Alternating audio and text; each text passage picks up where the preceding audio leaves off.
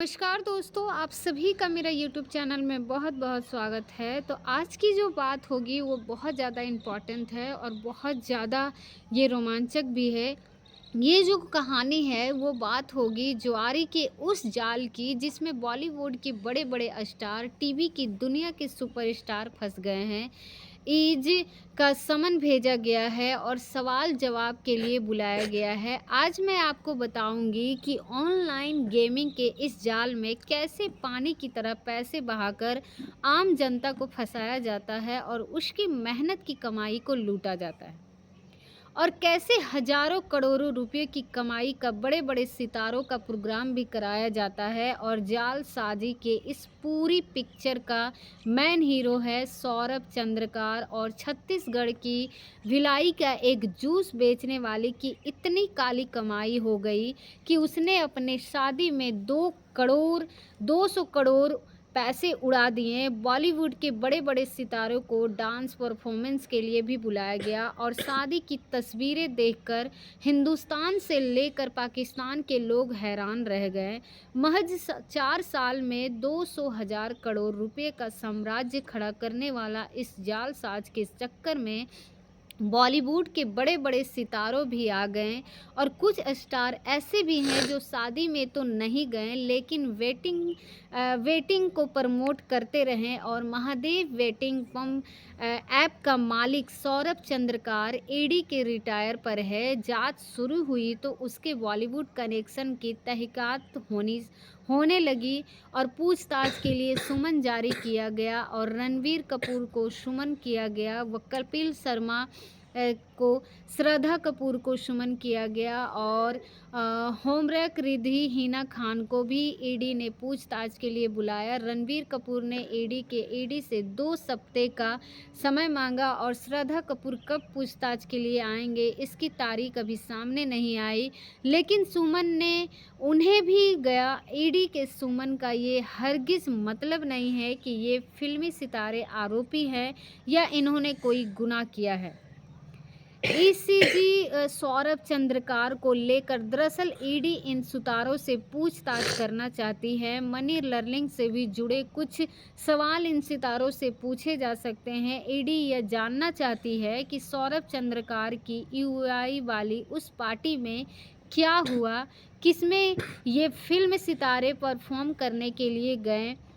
इन stars को सौरभ चंद्रकार से किसने मिलवाया, परफॉर्मेंस के लिए कितना पैसा मिला, पैसे का ट्रांजैक्शन कैसे हुआ, कहीं ये लेन देन हवाला के जरिए तो नहीं हुआ और जिन सितारों ने ऐप को प्रमोट किया उनको पैसे का पेमेंट फिर कैसे किया। अब सौरभ चंद्रकार की शादी वीडियो जो है होती है जिसमें फिल्मी सितारों का जमकर डांस परफॉर्मेंस हुई थी। इसमें एक्ट्रेस निषाद वरूचा भी थी, नेहा कक्कड़ आपको सब कोई देखने को मिला था और जरीन खान, नुसरत भरूचा, एली अरवान, सनी सभी एक्टर वहां एक से एक पहुंचे हुए थे और Abhishek Bharti actress, Bhagyashree music director Vishal Dadwani, singer Neha Kakkar और सुखविंद्र संबित भी टाउन के बहुत सारे सेलिब्रिटी पहुंचे थे और इन स्टार्स ने वेडिंग फंक्शन में परफॉर्म भी किया और इसी के एवज में मोटी रकम मिली। सौरभ चंद्रकार की ये शादी फरवरी महीने में हुई थी और शादी की शान शौकत देखकर तो ऐसा लग रहा है जैसे कोई स्टार अवार्ड नाइट हो। बहरहाल शादी का फंक्शन था, रिश्तेदारों के लिए किराए पर प्राइवेट जेट्स बुक कराए गए थे। बॉलीवुड के नए स्टार शादी में शामिल हुए थे और इस शादी में सौरभ चंद्रकार ने तकरीबन 200 करोड़ रुपए का खर्च किया था। सौरभ चंद्रकार जुए की एक डिजिटल कंपनी चलाता है जिसका नाम है महादेव वेटिंग। ये ऐप सट्टेबाजी का एक ऑनलाइन प्लेटफॉर्म है। मैच से लेकर चुनाव तक की सट्टेबाजी का ये ऑनलाइन प्लेटफॉर्म मुहैया कराता है और इस ऐप के जरिए वर्चुअल गेम में भी सट्टेबाजी की जाती है और सट्टेबाजी आप जानते हैं भारत में बैन है, लेकिन इस ऐप के जरिए सौरभ चंद्रकार ऑनलाइन गेमिंग के लिए प्लेटफॉर्म मुहैया करवाता है और इसमें 3 पत्ती पोकर, ड्रैगन टाइगर ये गेम इस ऐप के ज़रिए खेले जाते हैं और क्रिकेट, फुटबॉल, टेनिस, बैडमिंटन और वर्चुअल क्रिकेट में भी गेमिंग की जाती है और सट्टेबाजी के इस खेल में ज़बरदस्त कमाई है। तो आप चंद्रकार की जो वेडिंग पूरे इन्वेंट है उसको देखकर अंदाज़ा लगा सकते हैं कि महादेव वेटिंग में जो कमाई होती है उसमें से 70% हिस्सा प्रमोट को मिलता है और जो फ्रेंचाइजी होते हैं उसे मुनाफे में 30% हिस्सा मिलता है। महादेव वेटिंग ऐप कंपनी का जो प्रमोटर है सौरभ चंद्रकार और रवि उत्तपल, कंपनी का हेड क्वार्टर मुंबई में है और दुनिया भर में इसकी फ्रेंचाइजी है और जिसमें 2000 फ्रेंचाइजी जो सिर्फ भारत में ही है। वेटिंग ऐप की जाल में बड़े शातिर तरीके से लोगों को फंसाया जाता है, विज्ञापन पर बड़ी रकम खर्च की जाती है, मोटी कमाई का लालच दिया जाता है और फ्रेंचाइजी के लोग फ़ोन पर संपर्क करते हैं और लोगों से पैसा जमा कराने के लिए कहते हैं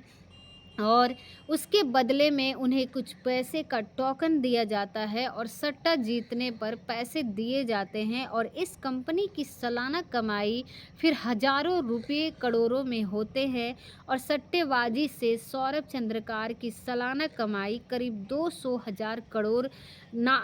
आके जा रही है। लेकिन आपको ये जानकर बहुत हैरानी होगी कि हजारों करोड़ में खेलने वाला चंद्रकार 5 साल पहले तक छत्तीसगढ़ के एक भिलाई में जूस बेचता था और उसकी जूस का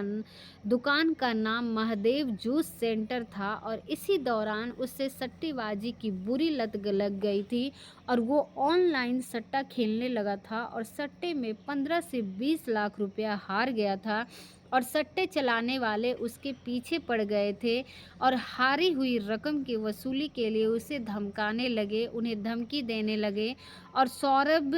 चंद्रकार और अपने दोस्त ओपल के साथ दुबई भाग गए और दोनों ने वहां छोटा मोटा धंधा शुरू किया। लेकिन 2020 में कोविड महामारी के दौरान सौरभ चंद्रकार ने खुद का वेटिंग सिंडिकेट शुरू कर दिया और उसे ऑनलाइन सट्टेबाजी के लिए यूरोपीय सॉफ्टवेयर कोडर्स की मदद ली और फिर एक वेटिंग ऐप पर डिज़ाइन करवाया और भिलाई में अपनी जूस की दुकान के नाम पर ही वेटिंग ऐप का नाम भी महादेव वेटिंग ऐप रखा गया।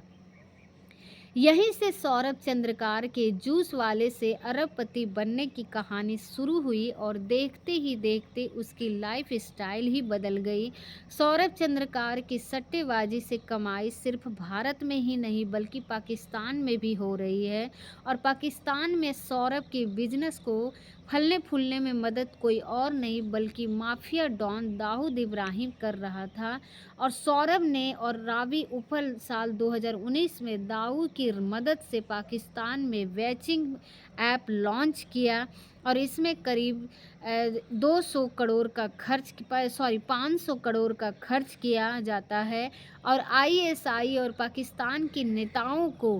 प्रोटेक्शन मनी के तौर पर करोड़ों रुपए फिर बांटे गए और सूत्रों के मुताबिक सौरभ चंद्रकार ने पाकिस्तान में महादेव ऐप के नाम पर उर्दू में रखा दिया और सौरभ चंद्रकार ने उसके नेटवर्क पर ईडी का शिकंजा कस रहा है। सौरभ चंद्रकार पर अब 26 केस दर्ज हो चुके हैं और 194 लोग गिरफ्तार किए जा चुके हैं और भारत में सौरभ का काला कारोबार संभालने वाले दीपक नेपाली की तलाश में पुलिस जगह जगह दबिश दे रही है। कोलकाता, भोपाल, मुंबई समेत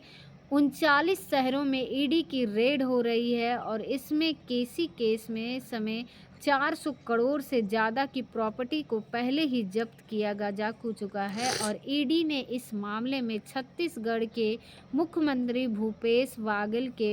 पॉलिटिकल एडवाइज़र विनोद वर्मा और उसके 2 एसडी के यहाँ पर रेड की।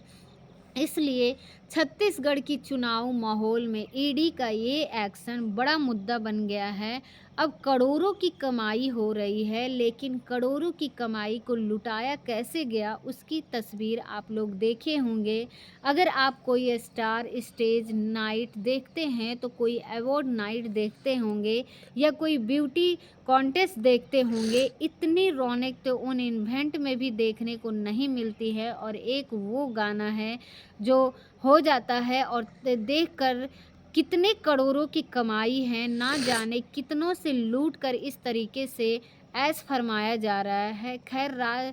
खैर उम्मीद करते हैं कि इसमें बस इतना ही। उम्मीद करते हैं कि आपको ये वीडियो बहुत ही ज़्यादा पसंद आया होगा और इस वीडियो को देखने के बाद, समझने के बाद आपको ये पता चलेगा कि सट्टेबाज़ी कितनी ख़राब चीज़ है, क्योंकि जो बनाए हैं वो खुद अमीर होते हैं लेकिन खेलने वाले कभी अमीर नहीं होते हैं। तो उम्मीद करते हैं आपको ये वीडियो अच्छी लगी होगी। आपकी क्या राय है सट्टेबाज़ी ऑनलाइन गेमिंग के बारे में, आप हमें कमेंट बॉक्स में ज़रूर बताइएगा। मिलते हैं अगले वीडियो में, तब तक के लिए आप सभी लोगों का बहुत बहुत धन्यवाद।